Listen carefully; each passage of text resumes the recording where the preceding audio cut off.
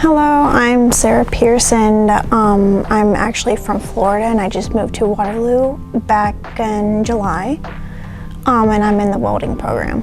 Back when I was in high school, there was a small welding program and I had gotten interested in it because one of my teachers did it.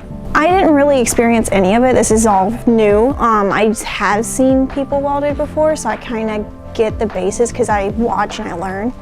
But I mean, I've done art, so really you need to keep straight lines, because I do art and drawing, I can do that easily. And then just being there.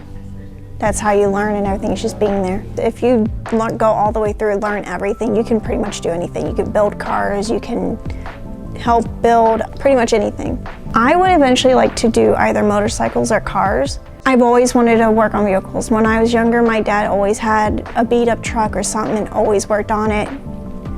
And I always helped him whenever he'd let me help him.